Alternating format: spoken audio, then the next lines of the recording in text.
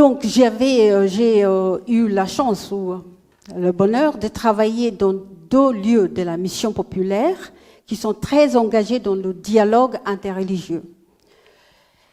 Donc, la Fontaine aux religions, où je récapitule quand même. Il y a 2 imams, un président de la synagogue du quartier, une directrice du centre bouddhiste, un humaniste et un pasteur, donc de Picolé par exemple, et un curé. C'est juste pour montrer qu'il y avait vraiment une volonté des responsables de ces institutions pour se mettre ensemble et pour faire quelque chose ensemble. Alors, la Fontaine en religion favorise toujours le dialogue interreligieux et interconvictionnel de l'Est parisien depuis plus de 20 ans. Elle organise, comme il a été dit tout à l'heure, diverses activités telles que les marches interreligieuses, des débats, des rencontres et des méditations interspirituelles. Ça veut dire chaque communauté choisit un texte qui lui est propre, présente le texte et après on commente en petits groupes ces textes ensemble. Cela, on le faisait 2 fois par an. Et tout ceci pour promouvoir le vivre ensemble. Aujourd'hui, au sein de Agir pour la fraternité, dans le 15e arrondissement, je fais la même chose en plus large peut-être. Ce groupe a été créé à l'initiative d'un paroissien d'une paroisse catholique, Laurent Grzybowski, qui est aussi journaliste. Et le groupe a ensuite été fondé et inauguré par des responsables des 3 communautés religieuses, de Paris, Grenelle et Beaugrenelle, un rabbin, un curé et un ancien président de la mosquée de la rue Javel, Mohamed Ben Ali. Je le cite parce qu'il n'est plus avec nous aujourd'hui et il a été vraiment fondamental dans notre action aujourd'hui dans le 15e arrondissement. En tout cas, le groupe Agir pour la fraternité s'est élargi au fil des ans et aujourd'hui rassemble 7 membres principalement, issus de 7 communautés religieuses du quartier. Nous faisons, comme il a été dit, je récapitule rapidement, des réunions mensuelles, un cycle de conférences organisées en alternance. On participe aussi au vote des responsables religieux à la mairie de Paris. On a une fête annuelle des fraternités où chaque communauté participe financièrement. Ça montre aussi l'engagement. Et on le fait dans une place publique. Et il y a le maire qui vient toujours et d'autres élus de notre quartier. Nous avons aussi une vraie volonté de développer le groupe et de développer aussi l'estime et la connaissance mutuelle entre nous. On s'invite aussi mutuellement pour toutes les fêtes religieuses et en fait on choisit chaque occasion pour être ensemble. Je ne cherchais pas vraiment à vous faire un catalogue des activités que vous redoutez, que vous connaissez sans doute dans vos quartiers, dans vos activités. Mais je voulais juste préciser combien il est important pour nous de construire des ponts et des passerelles. Chaque rencontre est là pour nous aider à mieux travailler ensemble et pour montrer, pour annoncer à tous qu'on travaille en confiance. On se voit, on apprend à se connaître, on réfléchit ensemble, on manifeste ensemble, on partage nos joies, comme il a été dit, surtout lors des fêtes et lors de l'organisation des activités. On partage aussi nos peines, puisque tout récemment, d'abord on avait eu l'hommage à Mohamed Ben Ali, il y a quelques années maintenant, et on avait cet hommage à la mairie de Paris, et on était ensemble, tous les groupes étaient représentés. Nous avons eu le mois dernier un hommage à un des fondateurs, le fondateur qui est juif, qui s'appelait Bernard Veil, à une synagogue. Là aussi, tout le monde était représenté, toutes les communautés, et notamment la communauté musulmane, qui a été aussi cofondateur avec Bernard Veil. Nos initiatives sont donc appréciées par les élus locaux, par toutes les personnes localement, qui sont fidèles aux vœux, fidèles aussi à nos activités, fidèles pour passer, chaque fois on s'est réunis, pour nous dire bonjour. Pour moi, c'est un bilan positif.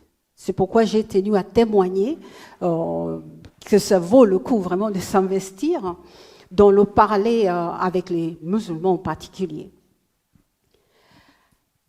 Parler avec les musulmans est vital. Ça, c'est facile quand tout va bien. Mais quand tout va mal, c'est une question parfois de vie ou de mort. Lorsqu'il y a eu l'attaque de Hamas contre Israël le 7 octobre 2023, la guerre subséquente, la souffrance des populations en Israël et à Gaza, les tensions entre communautés ici en France, notre groupe a été fondamental pour garder la paix. Nous avons pu nous réunir, parler de cœur à cœur ouvert, échanger et se demander comment continuer à aller de l'avant et qu'est-ce qu'il fallait construire et comment il fallait rassurer nos communautés de notre fidélité mutuelle malgré les tensions dans le monde. Alors, une autre occasion aussi de travailler ensemble et de diffuser des tensions et des crises, c'était lorsque il y a la loi sur la loi du 24 août 2021 qui conforte le respect des principes de la République et qui entend apporter des réponses aux replis communautaires et au développement de l'islam radical. En fait, la loi vise une minorité, mais on était d'accord dans notre groupe que cette loi finissait par pénaliser l'exercice du culte pour beaucoup d'associations de la loi 1901 et des associations aussi culturelles. Et quand il y a des tensions comme ça, il y a automatiquement des mouvements de repli et de fermeture, sauf lorsqu'un lien de confiance existe déjà et est entretenu. Et sauf aussi lorsqu'il y a eu une compréhension mutuelle. Donc on connaît la position de chaque communauté, de chaque responsable, on comprend les sentiments, on comprend le choix, mais on ne se rejette pas, on respecte. Et parce qu'il y a cette communication qui reste, il y a une ligne directe, quand il y a des tensions, il y a quand même une ligne directe qui reste, une ligne de communication. Ligne de communication entre responsables. Et lorsque les communautés voient qu'il y a de la communication qui continue, les communautés aussi sont ouvertes pour continuer à avoir des relations entre communautaires.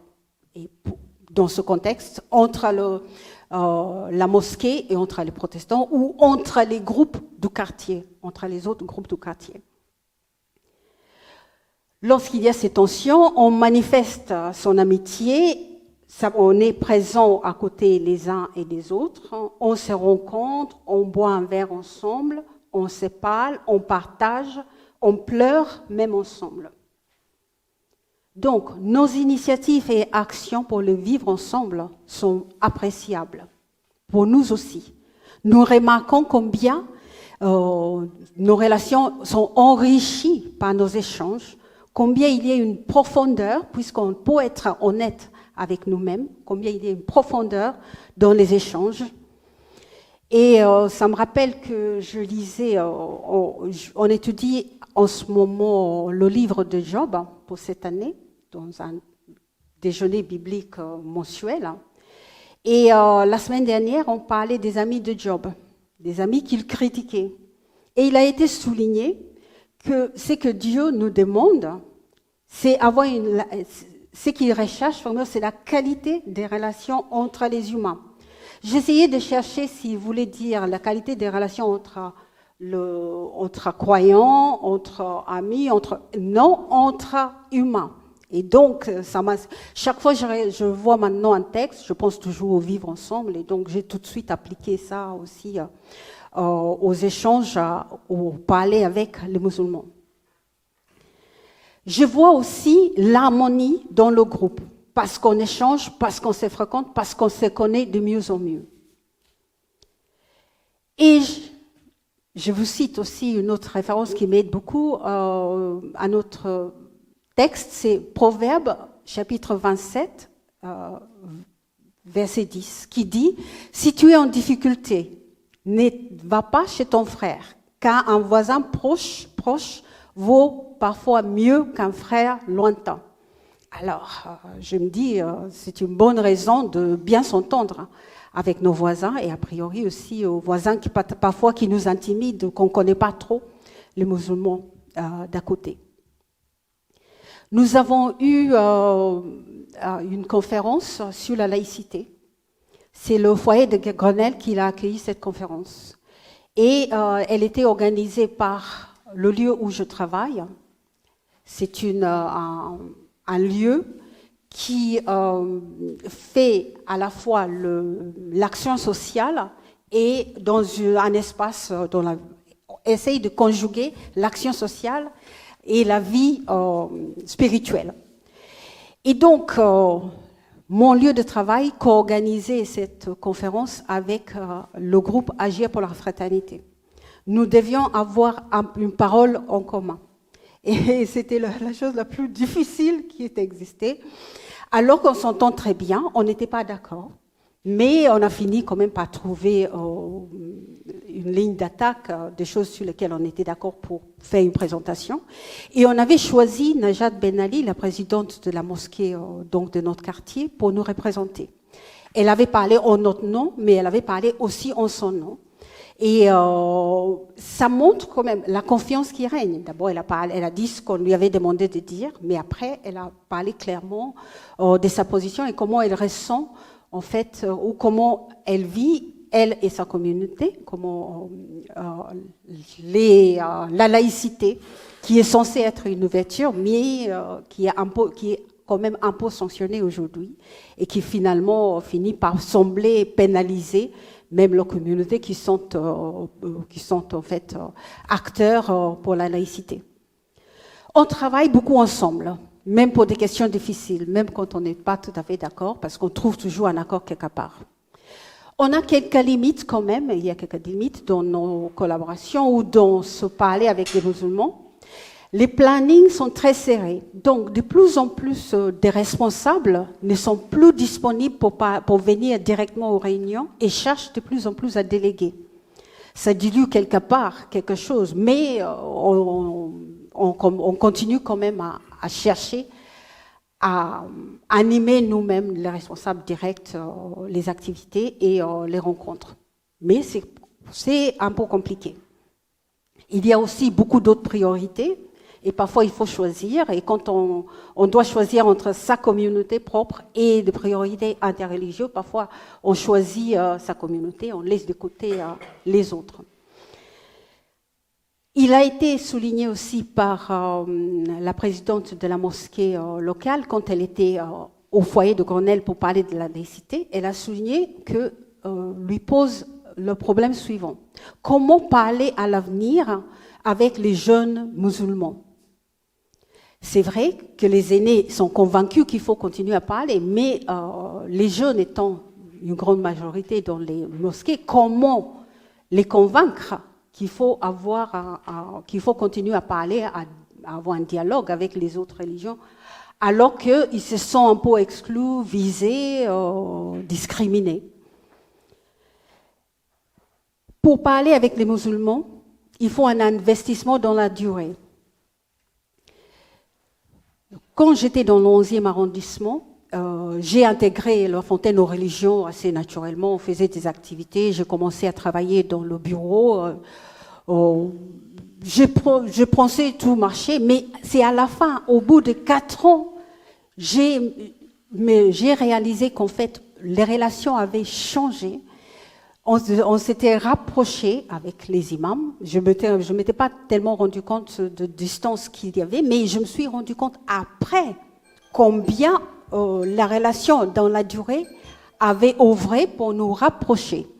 Et je me suis rendu compte on a besoin de temps. On a besoin de s'investir dans les relations dans le parler avec les musulmans. On peut rien faire rapidement. Ça marche pas. Mais j'ai vu quand même le fruit de ce travail et cet investissement à long terme. Alors, je finis par dire ceci. Un collègue avait signalé ceci il n'y a pas longtemps.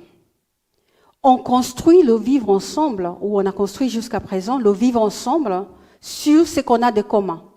Un Dieu qui est bon, le bien dans l'humanité, les valeurs, la fraternité, la laïcité, les bons sentiments même. Mais on peut maintenant se permettre de construire sur les différences. Construire en fait sur ce dont on n'est pas d'accord. Du moment où il y a le respect, cela est possible. Je dirais ceci, il y aura toujours des échanges, même au niveau individuel. Mais j'ai vu l'impact quand il y a de bonnes relations au niveau institutionnel. Ça encourage aussi les relations individuelles. Donc, soit on entre dans le mouvement pour être dans le parler avec les musulmans institutionnellement, soit on est laissé de côté et les personnes, les individus continuent le chemin tout seuls. Merci de votre écoute.